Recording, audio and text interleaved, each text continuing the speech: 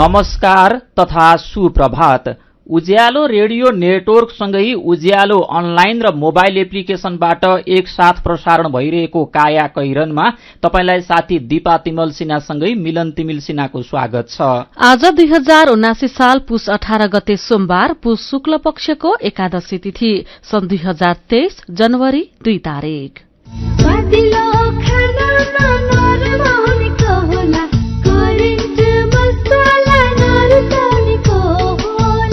काया कैरनको साथमा करेन्ट मसला र करेन्ट चिया, स्वादको झट्का। काया कैरन सुरु गरौं मुख्य खबरका शीर्षकहरूबाट। वर्षेनी 3000 को मृगौला फेल हुने गरे पनि 14 वर्षमा 2100 को मात्रै प्रत्यारोपण। बिरामीको चाप अनुसार जनशक्ति र उपकरणको अभाव, ठूला अस्पतालहरूको सेवा पनि अपर्याप्त। पोखरामा तेस्रो अन्तर्राष्ट्रिय विमानस्थल सञ्चालनमा आएसँगै हवाई क्षेत्र थप बलियो, विमानस्थललाई पूर्ण क्षमतामा चलाउनु पर्नेमा जोड। एयरपोर्टका लागि एयरपोर्ट मात्रै होइन, यो व्यस्त एयरपोर्टका रूपमा बन्नेछ। व्यस्त रूपमा चल्ने गरिकन नेपाल सरकारले यसको आवश्यक कुराहरू खोलिदिनेछ भन्ने कुरा अनुरोध गर्न चाहन्छु। भागबण्डा मिलाउन 3 मन्त्रालय फुटाउने तयारी। अहिले भएका मन्त्रालयमै काम नभएकाले बरु केही गाब्नुपर्ने विज्ञको भनाई। चीन र हङकङबाट अमेरिका जाने यात्रुको कोभिड परीक्षण अनिवार्य, रिपोर्ट नेगेटिभ आएकालाई मात्र प्रवेश दिइने। र इङ्ग्लिस प्रिमियर लिग फुटबलमा चेल्सी बराबरीमा रोकियो, टोटेनह्याम एस्टन भिल्लासँग पराजित। होइन हो दाजु भाउजू, खुसी हुँदै कस्तो नाचे। हामीलाई त तेरा भन्दा धेरै सुविधा मुक्तिनाथ आशीर्वाद बचत खाता खोलेर। होइन के छ र यसमा त्यस्तो खुसी भइरहे? सर्वाधिक ब्याज दर, निशुल्क डेबिट कार्ड छ यसमा, मोबाइल ब्याङ्किङ अनि गजबको बिमा। खातामा बिमा हो नि, अब खुसीको छैन कुनै सीमा। बचत खातामा 1 करोड 1 लाखसम्मको बिमा। हो हजुर, अब मुक्तिनाथ आशीर्वाद बचत खातामा पाउनुहोस् 1 करोड 1 लाखसम्मको बिमा, साथै आकर्षक ब्याज दरसँगै निशुल्क भिजा डेबिट कार्ड, निशुल्क मोबाइल ब्याङ्किङ अनि 13 अन्य ब्याङ्किङ सुविधाहरूमा छुट। अब खुसीको छैन कुनै सीमा, बचत खातामा 1 करोड 1 लाखसम्मको बिमा। मुक्तिनाथ विकास ब्याङ्क, जनता ब्याङ्कमा होइन, ब्याङ्क जनतामा जानु पर्दछ। स्नातक तहमा छात्रवृत्ति सम्बन्धी विश्वविद्यालय अनुदान आयोगको सूचना। सरकारी तथा सामुदायिक विद्यालयबाट 2079 सालमा नियमित विद्यार्थीका रूपमा कक्षा 12 अध्ययन पूरा गरी हाल स्नातक तह प्रथम वर्ष वा पहिलो सेमेस्टरमा अध्ययनरत विद्यार्थीहरूबाट छात्रवृत्ति आवेदन माग गरिएको छ। विद्यार्थीहरूले आयोगको वेबसाइट www.ugcnepal.edu.np को गृह पृष्ठमा रहेको विपन्न लक्षित छात्रवृत्ति भन्ने लिंक मार्फत मिति 2079 पौष 30 गते भित्र आवेदन गर्नुहुन सम्बन्धित सबैलाई सूचित गरिन्छ। विद्यार्थीहरूले आफ्नो राष्ट्रिय परीक्षा बोर्ड एनईबी रजिस्ट्रेशन नम्बरलाई अनलाइन युजर आईडी का रूपमा प्रयोग गर्नुपर्नेछ। कक्षा 12 सञ्चालित सम्बन्धित विद्यालयहरूले आफ्नो एनईबी कोड एवं पालिकाहरूले आयोगबाट प्राप्त कोड मार्फत पद्धतिमा प्रवेश गरी तोकिएको अवधिभित्र विद्यार्थीहरूको आवेदन रुजु गर्नुहुन यसै सूचनाद्वारा जानकारी गराइन्छ। विस्तृत जानकारीका लागि मिति 2079 पौष 1 गतेको गोरखापत्रमा समेत हेर्न सकिनेछ। विश्वविद्यालय अनुदान आयोग, सानोठिमी, भक्तपुर। थोरै बचत धेरै कायदा, बीमाका छन् फाइदा। सरकारी स्वामित्व र बीमाको क्षेत्रमा विश्वसनीय नाम राष्ट्रिय बीमा संस्थान। जीवन बीमाका लागि आजै राष्ट्रिय बीमा संस्थान रामशाहपथ काठमाडौँ वा नजिकैको शाखामा सम्पर्क गरौं। काया कैरनमा अब खबरको सिलसिला। नेपालमा वर्षेनी 3000 नागरिकको मृगौला फेल हुने गरेको छ, तर पछिल्ला 14 वर्षमा जम्मा 2121 जनाको मात्रै मृगौला प्रत्यारोपण हुन सकेको छ। आवश्यक जनशक्ति र उपकरण रहेका अस्पतालले पनि पर्याप्त सेवा दिन सकेका छैनन्। शहीद धर्मभक्त राष्ट्रिय प्रत्यारोपण केन्द्र भक्तपुरका निर्देशक डाक्टर बुकार श्रेष्ठका अनुसार नेपालको कुल जनसंख्याको 10% अर्थात वार्षिक करिब 30 लाखको मृगौलामा कुनै न कुनै समस्या देखिन्छ। उहाँले भन्नुभयो 3 लाखमा यो समस्या अझै ठूलो ठूलो देखिन्छ। 30,000 को एउटा मृगौला बिग्रे पनि अर्कोले काम गर्छ, तर वार्षिक 3,000 बिरामीको त मृगौला अन्तिम अवस्थामा पुग्छ, प्रत्यारोपण नै गर्नुपर्छ। तर अहिले आवश्यकताको 5% भन्दा थोरैले मात्र प्रत्यारोपण सेवा पाउन सकेका छन्। डाक्टर श्रेष्ठका अनुसार पछिल्लो मेडिकल मान्यता अनुसार कुल जनसंख्याको 10% मा मृगौलाको कुनै न कुनै समस्या देखिन्छ। त्यसको 10% मा अझ ठूलो समस्या देखिन्छ। त्यसको पनि 10% मा एउटा मृगौला बिग्रिन्छ र त्यसलाई झिकेर फाले पनि अर्को मृगौलाले काम गर्छ र त्यसको 10% जनसंख्या भने मृगौला नै प्रत्यारोपण गर्नुपर्ने अवस्थामा पुग्छ। नेपालमा 2065 देखि मृगौला प्रत्यारोपण शुरू गरिए पनि आम मानिसको पहुँचमा अझै उपलब्ध हुन सकेको छैन।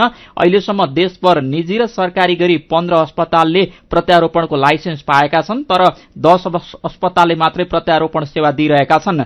भक्तपुरको शहीद धर्मभक्त राष्ट्रिय प्रत्यारोपण केन्द्र, काठमाडौँको त्रिभुवन शिक्षण अस्पताल टिचिङ, वीर र ग्रान्डी तथा ललितपुरका किस्ट, सुमेरु र निदान अस्पतालले प्रत्यारोपण सेवा दिँदै आएका छन्। त्यस्तै काठमाडौँ बाहिर पोखरा स्वास्थ्य विज्ञान प्रतिष्ठान, college of medical science Chitwan र विराटनगरको नोबेल मेडिकल कलेजले प्रत्यारोपण सेवा दिँदै आएका छन्। लाइसेन्स पाए पनि काठमाडौँका काठमाडौँ मेडिकल कलेज र नरविक अस्पताल, ललितपुरको मेडिसिटी, चितवन मेडिकल कलेज र सुर्खेतमा रहेको कर्णाली प्रदेश अस्पतालले प्रत्यारोपण सेवा शुरू गरेका छैनन्। अंग प्रत्यारोपण समन्वय समितिका अनुसार अहिलेसम्म 64 विशेषज्ञ डाक्टरले मृगौला प्रत्यारोपणका लागि लाइसेन्स लिएका छन्, तर उनीहरूमध्ये कतिपय विदेश गए पनि यकिन तथ्याङ्क आएको छैन।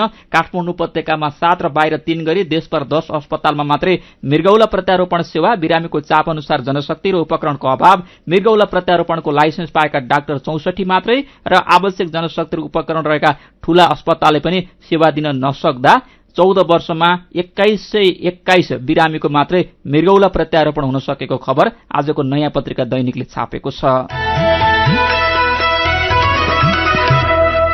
सत्ता साझेदार दलहरूको भागवण्डा मिलाउन 3वटा मन्त्रालय फुटाउने तयारी गरेका छन्। संसदीय समितिले प्रशासनिक खर्च घटाउन मन्त्रालय 15वटामा सीमित पार्न सिफारिश गरेको 2 महिनामै मन्त्रालय फुटाएर 25वटा पुर्याउन लागि हो। मन्त्रालयको संख्या अहिले प्रधानमन्त्री तथा मन्त्री परिषदको कार्यालयसहित 22 छ। 2074 सालको आम चुनावपछि कार्यविभाजन नियमावली संशोधन गरेर मन्त्रालयको संख्या 18 मा सीमित गरिएकोमा तत्कालीन प्रधानमन्त्री केपी शर्मा ओलीले सरकार गठनको 1 महिनामै मन्त्रालय 22वटा पुर्याउनु भएको थियो। पुष्पकमल दाहाल प्रचण्ड नेतृत्वमा सरकार बनेपछि युवा तथा खेलकुद, शिक्षा, विज्ञान तथा प्रविधि र भौतिक पूर्वाधार तथा यातायात मन्त्रालय फुटाउने कसरत शुरू भएको हो। मन्त्रालय टुक्राउने विषयमा छलफल भइरहेको छ, टुङ्गो लागेको छैन, सत्तारूढ़ दलका एक नेताले भनेका छन्। माओवादी केन्द्रका अध्यक्ष पुष्पकमल दाहाल प्रचण्डलाई प्रधानमन्त्री बनाउन 7 दल र 3 स्वतन्त्र सांसदले समर्थन गरेका छन्। 5 दल सरकारमा सहभागी हुने निश्चित भइसकेको छ भने अन्य 2 दलले शर्त पूरा भए मन्त्री पठाउने बताइरहेका छन्। 3 स्वतन्त्र सांसदले पनि मन्त्री पद मागिरहेका छन्। स्वतन्त्र सांसद प्रभु शाहले दल नै गठन गरिसक्नु भएको छ। हालको 8 सदस्यीय मन्त्री परिषदमा 4 दलको प्रतिनिधित्व छ। प्रधानमन्त्रीमा प्रचण्डलाई समर्थन गरेका सबै दल र स्वतन्त्र सांसदले मन्त्री पदमै दावी गरिरहेका कारण मन्त्रालय फुटाउने तयारीमा सरकार पुगेको हो। सत्ता टिकाउनेका लागि प्रधानमन्त्री दाहालले 3 जनालाई उप प्रधानमन्त्री बनाइसक्नु भएको छ। राष्ट्रिय सभा सदस्य खिमलाल देवकोटा नेतृत्वको संघीयता कार्यान्वयन अध्ययन तथा अनुगमन विशेष संसदीय समितिले 7 प्रदेश र स्थानीय तहसम्म समेत पुगेर दलका नेता, उच्च पदस्थ व्यक्ति र नागरिक समाजसँग छलफल गरी 17 कार्तिकमा बुझाएको प्रतिवेदनमा मन्त्रालय अधिकतम संघमा 15 र प्रदेशमा 5 देखि 11 भए पर्याप्त हुने उल्लेख गरिएको छ। पूर्व सचिव शारदा प्रसाद त्रिताल राजनीतिक दल र नेतृत्वले कहिले पनि प्रशासनिक सुधार र सार्वजनिक खर्च कम गर्न नचाहेको टिप्पणी गर्नुहुन्छ। संसदीय समितिका संयोजक देवकोटा धेरै मन्त्रालय र जनशक्ति राख्नु राज्यलाई नोक्सानी मात्रै हुने बताउनुहुन्छ। देश संघीयतामा गएपछि संघ सरकारको कार्यक्षेत्र खुम्चिएको छ। जहाँ काम हुन्छ त्यही संरचना र जनशक्ति आवश्यक पर्ने हो। कामविहीन संरचना र जनशक्ति खड़ा गर्नु प्रशासनिक खर्च बढ़ाउनु मात्रै हो उहाँले भन्नुभएको छ। संविधानले नै 3 तहका सरकार मध्ये कसले के गर्ने भन्ने तोकेको छ। पहिले संघले गर्ने काम अहिले स्थानीय तहबाटै हुन्छ। अहिले भएका मन्त्रालयमै काम छैन, फेरि मन्त्रालय थप्नुको औचित्य देखिँदैन। बरु मन्त्रालयलाई गाभेर प्रधानमन्त्री तथा मन्त्री परिषदको कार्यालय मातहतमा ल्याए हुन्छ उहाँले भन्नुभएको छ। यसैबीच प्रधानमन्त्री एवं माओवादी अध्यक्ष पुष्पकमल दाहाल प्रचण्ड र एमाले अध्यक्ष केपी शर्मा ओली बीच मधेसमा जसपा र जनमतलाई आलो पालो नेतृत्व दिने गरी प्रदेश सरकार गठनमा सहयोग गर्ने सैद्धान्तिक सहमति छ। तर जसपा अध्यक्ष उपेन्द्र यादव र जनमत पार्टीका अध्यक्ष डाक्टर सीके राउत बीच जुन तहको प्रतिशोधपूर्ण सम्बन्ध छ त्यसले मधेसमा सत्ता गठबन्धनको सरकार बनाउने जटिलता ल्याउन सक्ने सम्भावना छ। मधेसको नेतृत्व पहिला कसले गर्ने र एकले अर्काको नेतृत्व स्वीकार नगर्ने अवस्थाले गठबन्धनकै अंगगणित प्रभावित हुने खतरा रहेको छ। प्रधानमन्त्रीमा पुष्पकमल दाहाल प्रचण्डलाई समर्थन गरेको जनता समाजवादी पार्टी जसपाले सरकारमा सहभागी हुने नहुने निर्णय अझै गर्न सकेको छैन। पार्टीभित्र नेताहरूका फरक फरक धारणा रहेका कारण जसपा निर्णयमा पुग्न नसकेको हो। अध्यक्ष उपेन्द्र यादवले सरकारमा जाने बारे उति चासो देखाउनु भएको छैन। उहाँ आफै सप्तरी 2 मा जनमत पार्टीका अध्यक्ष सीके राउतसँग पराजित भएका कारण प्रतिनिधि सभामा हुनुहुन्न। यादव विपक्षमा बसेर पार्टीको शक्ति आर्जन गर्नुपर्ने पक्षमा देखिनु भएको छ। चुनाव जितेका बहुमत सांसदको जोड भने सरकारमा जानुपर्ने रहेको छ। सरकारकै विषयले पार्टी धेरै पटक टुटफुटमा गुज्रिएकाले यादवले आफ्नो चाहना जबरजस्ती लागू गर्ने परिस्थिति नभएको एक नेताले बताएका छन्। आम चुनावबाट जसपा खुम्चिएपछि पार्टी नेतृत्वप्रति नेता कार्यकर्ताको असन्तुष्टि बढेको छ। कायाकैरनमा रिपोर्टसँगै खबरहरू बाँकी नै छन्, सुन्दै गर्नुहोला। खुसी कसरी खुसी हुन्छ जब बन्ने छैन कोही, आफ्नो भन्दैमा आफ्नो हुन्न सम्पर्कमा बस्या खै। सम्पर्कका लागि बलियो आधार नेपाल टेलिकम हो राष्ट्रकै सञ्चार। सम्पर्कको आधार राष्ट्रको सञ्चार नेपाल टेलिकम राष्ट्रको सञ्चार। नेपाल टेलिकम राष्ट्रको सञ्चार। नेपाल बैंकको डबल धमाका सबलाई हुन्छ फाइदा। पाइन्छ 2 गुणा प्रतिफल मात्र 5 वर्ष 9 महिना 29 दिन। नेपाल बैंक डबल धमाका मुद्दती खाता हुन्छ सावा रकम दोब्बर 5 वर्ष 9 महिना 29 दिनमा। साथै नेपाल बैंक डबल धमाका रेमिट्यान्स मुद्दती खाता पाइन्छ सावाको 2 गुणा रकम 5 वर्ष 5 महिनामा। समय सँगै अघि बढ्दै नेपाल बैंक लिमिटेड, नेपालको पहिलो बैंक। सुरक्षित र समृद्ध होस् जिन्दगीको सेरोफेरो। भोलिको लागि सोच्नु पर्ने कर्तव्य हो तिम्रो मेरो। ढुक्क हुन भोलिलाई बिमा गरौँ है। नेशनल लाइफ इन्सुरेन्समा बिमा गरौँ है। विगत 35 वर्षदेखि सञ्चालनरत नेपालकै पहिलो अग्रणी जीवन बीमा company national life insurance company, Lazimpat, Kathmandu. विदेशबाट आयामी गरेको पैसा सिधै तपाईको मोबाइलमा लिन मिल्छ। अहिलेको अवस्थामा बाहिर गएर पैसा निकाल्न त्यति सजिलो छैन। त्यसैले आफ्नो मोबाइल निकाल्नुहोस्, आइएमई पे डाउनलोड गर्नुहोस् अनि घर बसी बसी आफ्नो रकम प्राप्त गर्नुहोस्। विदेशबाट आइएमई गरेको रकम प्राप्त गर्न आफ्नो मोबाइल फोनमा आइएमई पे डाउनलोड गर्नुहोस्। अब आइएमई गरौँ, आइएमई पे मा प्राप्त गरौँ सजिलै।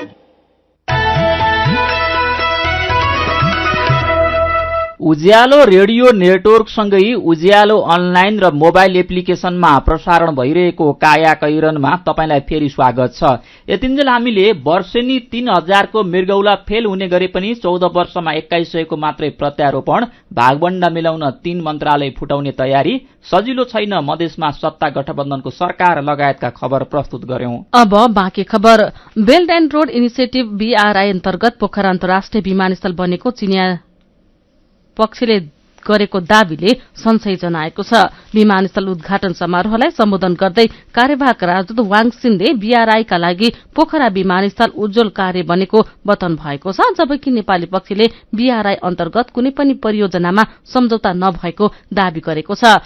तामझामका साथ हिजो पोखरा क्षेत्रीय अन्तर्राष्ट्रिय विमानस्थलको उद्घाटन सम्पन्न भएको छ। नेपालका धेरै विकास निर्माणका आयोजना वर्षौंसम्म थलिएको अवस्थामा पोखरामा भने निर्माण शुरू भएको 5 वर्ष नबित्दै एउटा भव्य विमानस्थल बनेर उद्घाटन भएको छ। यसअघि गएको जेठदेखि भैरहवामा गौतम बुद्ध अन्तर्राष्ट्रिय विमानस्थल सञ्चालनमा आइसकेको छ। पोखरामा नेपालको तेस्रो अन्तर्राष्ट्रिय विमानस्थल सञ्चालनमा आएसँगै नेपालको हवाई क्षेत्र थप बलियो बनेको छ। अर्जुन पोखरेलको रिपोर्ट।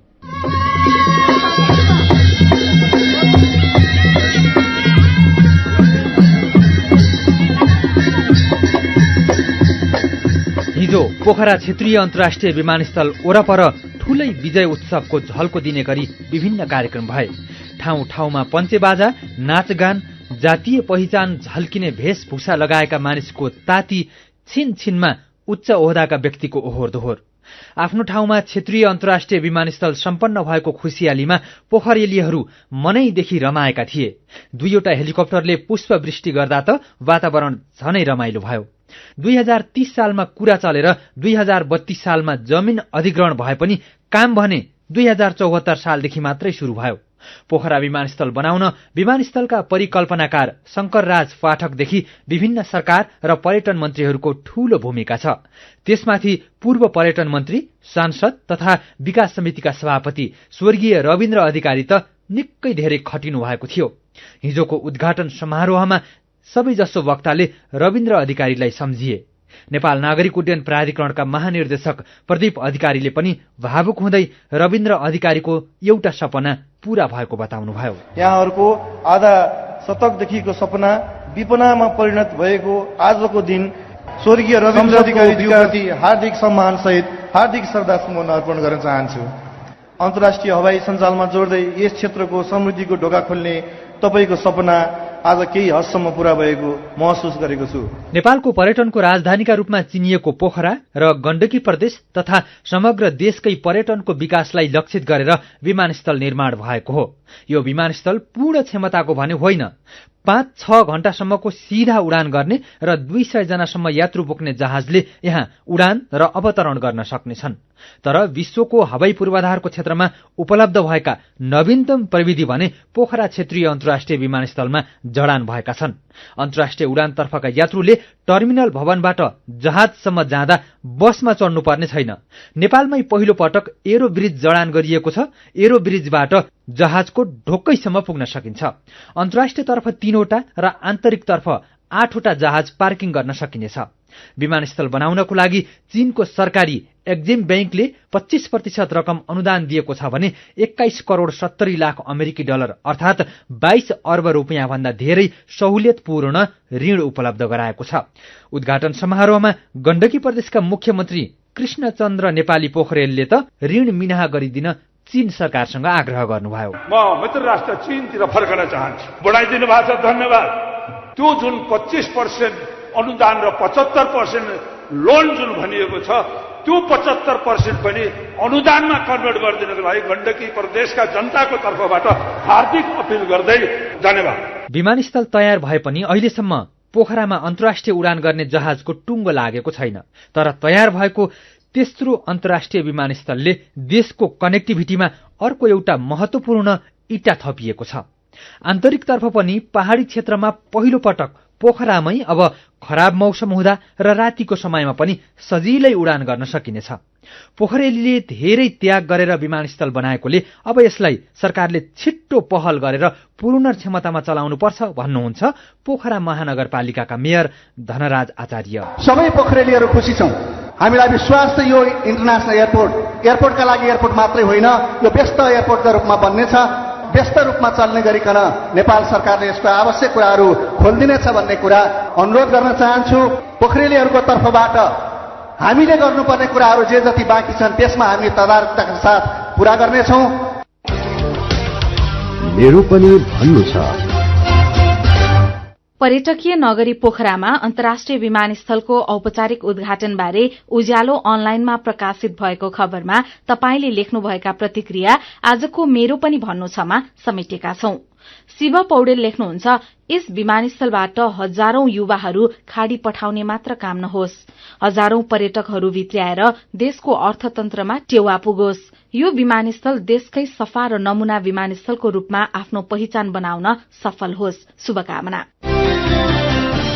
विक्रम तिमल सिन्हाको प्रतिक्रिया छ, पोखरा विमानस्थल बन्यो, उद्घाटन भयो, अब गज्जब चलोस्। यसले पर्यटक बढ़ाओस्, नेपालको अर्थतन्त्रलाई टेवा पुर्याओस्। यो खुशीको कुरा हो।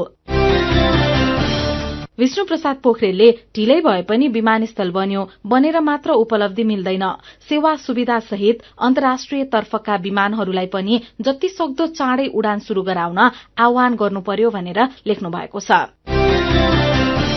जनक छेत्री र कृष्ण पौडेलले भैरवा विमानस्थलमा उडान बन्द भएको सन्दर्भ जोडेर व्यङ्ग्य गर्दै प्रतिक्रिया दिनुभएको छ। उहाँहरू लेख्नुहुन्छ, भैरवा विमानस्थलको अपार सदुपयोग र सफलतापछि अब पोखराको पालो।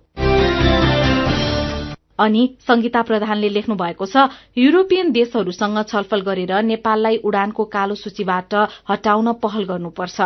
युरोपको कालो सूचीका कारण नेपालको हवाई क्षेत्र समस्यामा छ। कालो सूची नहटेमा पोखरा विमानस्थल पनि प्रभावित हुन सक्छ। विचारका लागि तपाईलाई धन्यवाद। मेरो पनि भन्नु छ। मेरो पनि भन्नु छ प्रस्तुत गर्दै हुनुहुन्थ्यो साथी मल्लिका थापा। काया कैरनमा खबरको सिलसिला सँगै कार्टुन पनि बाँकी नै छ, सुन्दै गर्नुहोला। एचआईभी का बारेमा खुलेर कुरा गरौं। सँगै बस्दा, खाँदा, पढ्दा र सँगै खेल्दा कुनै कीरा वा लामखुट्टेले टोक्दा एचआईभी सर्दैन। हात मिलाउँदा, अंकमाल गर्दा तथा चुम्बन गर्दा, एउटै चर्पी प्रयोग गर्दा र अरूको लुगा लगाउँदा एचआईभी सर्दैन। समयमै उपचार गरेमा एचआईभी संक्रमित पनि स्वस्थ व्यक्ति सरह बाँच्न सक्छन्। त्यसैले नियमित औषधिको सेवन गरौं र स्वस्थ जीवन बाँचौं। एचआईभी को औषधि एआरभी हरेक सरकारी अस्पतालमा निशुल्क पाइन्छ। एचआईभी संक्रमितहरू अरू भन्दा भिन्न होइनन् भन्ने कुरा बुझौं र समान व्यवहार गरौं। एचआईभी संक्रमितहरूमाथि हुने भेदभावको अन्त्य गरौं। Nepal youth foundation, Bara plus, Lumbini plus र मकवानपुर महिला समूह।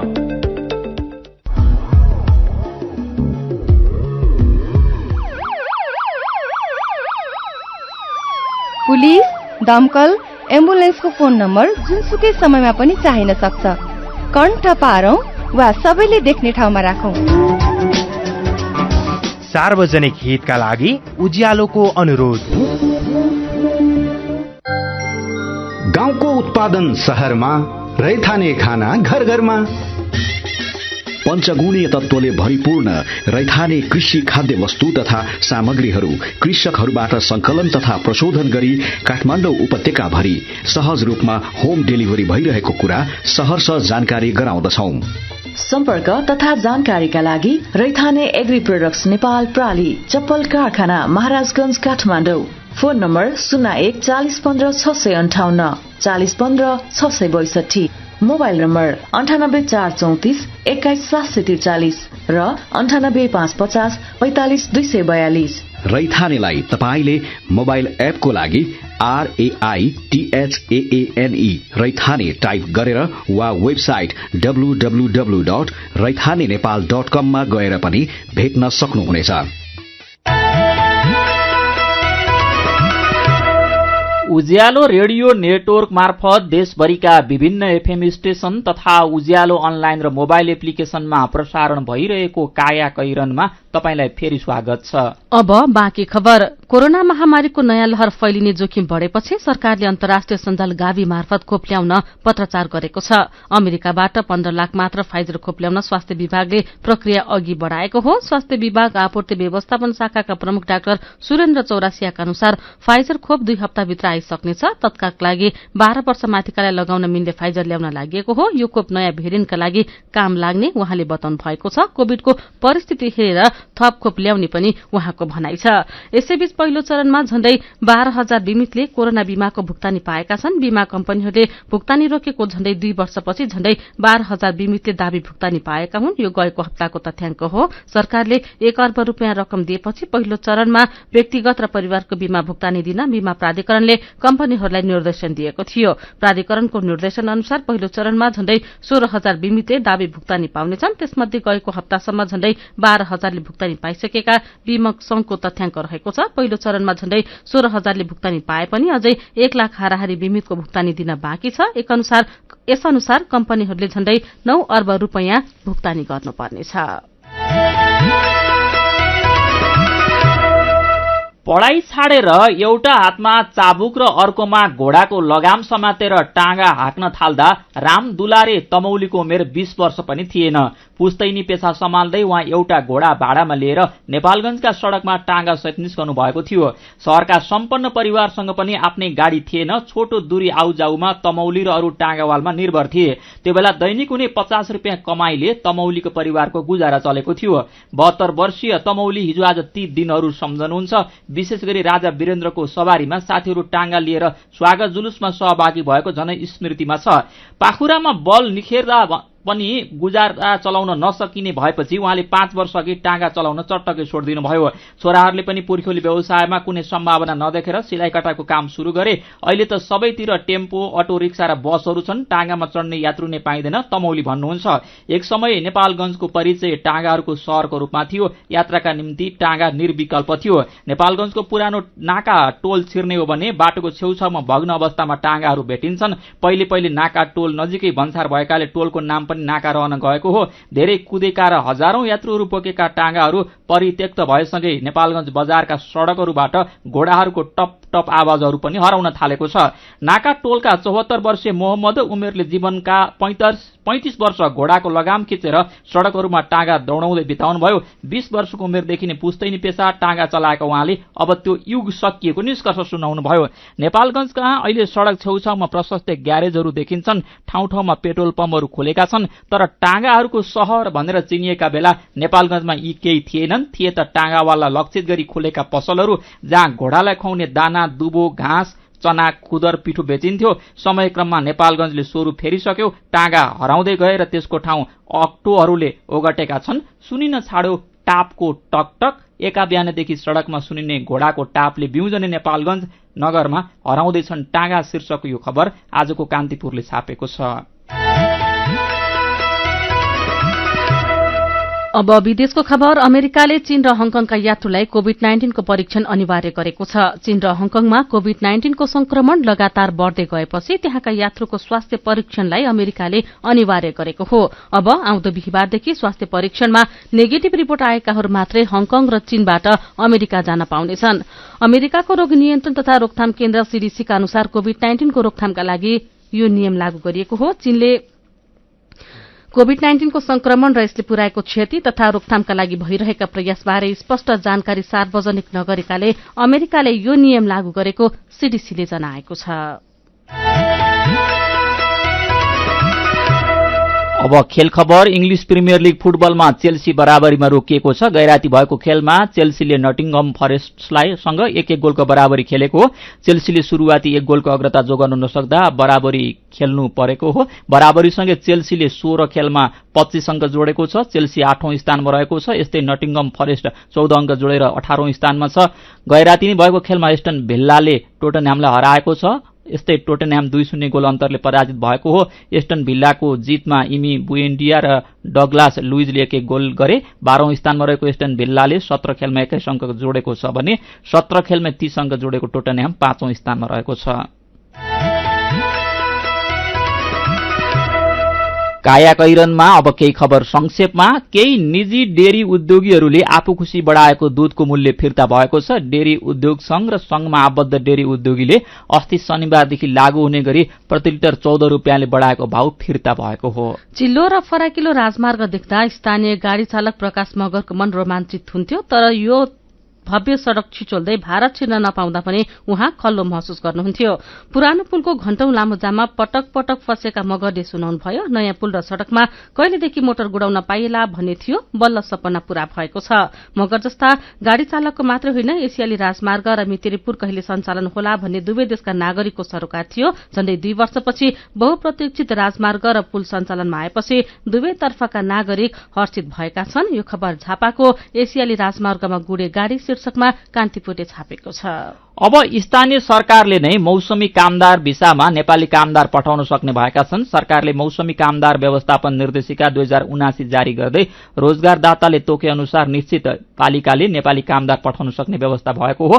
छोटो अवधिको वैदेशिक रोजगारलाई सुरक्षित, कम खर्चिलो, मर्यादित र व्यवस्थित बनाउन निर्देशिका जारी भएको हो।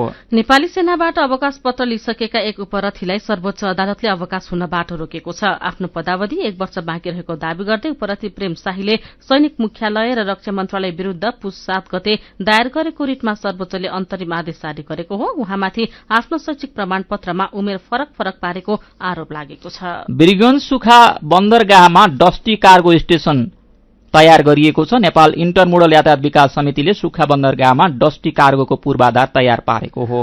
पछिल्लो समय सरकार र व्यवसायीको चर्को दबावमा रहेको नेपाल राष्ट्र बैंक चालू पुँजी कर्जा सम्बन्धी मार्गदर्शन 2079 स्थगन वा संशोधनको तयारीमा रहेको चर्चा चलिरहेको छ। नयाँ सरकार गठनसँगै निजी क्षेत्रले चालू पुँजी कर्जा मार्गदर्शन तत्कालका लागि स्थगित गर्न सरकार र केन्द्रीय बैंकमाथि थप बढाउँदै गएको छ। कायाकैरनमा अब पालो उखानको। पखेटा लागेको पंक्षी रुखबाट मर्दैन। उखानसँगै हामी कायाकैरनको अन्त्यमा आइपुगेका छौं। आजका मुख्य खबर फेरि एकपटक। वर्षेनी 3000 को मृगौला फेल हुने गरे पनि 14 वर्षमा 2100 को मात्रै प्रत्यारोपण, बिरामीको चाप अनुसार जनशक्ति र उपकरणको अभाव, ठूला अस्पतालहरूको सेवा पनि अपर्याप्त। पोखरामा तेस्रो अन्तर्राष्ट्रिय विमानस्थल सञ्चालनमा आएसँगै हवाई क्षेत्र थप बलियो, विमानस्थललाई पूर्ण क्षमतामा चलाउनु पर्नेमा जोड। भागभण्डा मिलाउन 3वटा मन्त्रालय फुटाउने तयारी, अहिले भएका मन्त्रालयमै काम नभएकाले बरु केही गाब्नुपर्ने विज्ञको भनाई। चीन र हङकङबाट अमेरिका जाने यात्रुको कोभिड परीक्षण अनिवार्य, रिपोर्ट नेगेटिभ आएकालाई मात्रै प्रवेश दिइने। र इङ्ग्लिस प्रिमियर लिग फुटबलमा चेल्सी बराबरीमा रोकियो, टोटनह्याम एस्टन भिल्लासँग पराजित। र अन्त्यमा आजको कार्टुन लिएका छौं कान्तिपुर दैनिकबाट। गजब छ बा शीर्षकमा अविनले बनाउनु भएको। पहिले पत्रकारितामा रहँदा न्यायको कुरा गर्ने अहिलेका गृहमन्त्रीले पीड़ितको माग पूरा गर्न नसकेको हो कि भन्ने प्रसंगसँग यो कार्टुन सम्बन्धित छ। यहाँ कार्टुनमा माइतीघर मण्डलामा महिला अधिकार कर्मीहरू न्यायको लागि प्ले कार्ड हातमा लिएर उभिएका छन्। त्यही बाटो गाडीमा हिँडिरहेका गृहमन्त्रीलाई उनीहरूले आफ्नो कुरा राख्दैछन्। अनि गाडीको झ्यालबाट यसो मुन्टो बाहिर निकाल्दै गृहमन्त्री भन्दैछन्, न्याय माग्न बस्या रे, मलाई किन भनिरहनु भा नि, मैले त पत्रकारिता छाडिसके त। आजको कायाकैरन सकिएको छ। उज्यालो मोबाइल र अनलाइनमा प्रसारण भइरहेका रेडियो र अनलाइनका सामग्री भाइबरमा पनि उपलब्ध छन्। कायाकैरनबाट प्राविधिक साथी प्रवीण श्रेष्ठसँगै हामी पनि बिदा माग्छौं। घर बाहिर निस्कँदा मास्क लगाउन नबिर्सौं। नमस्कार।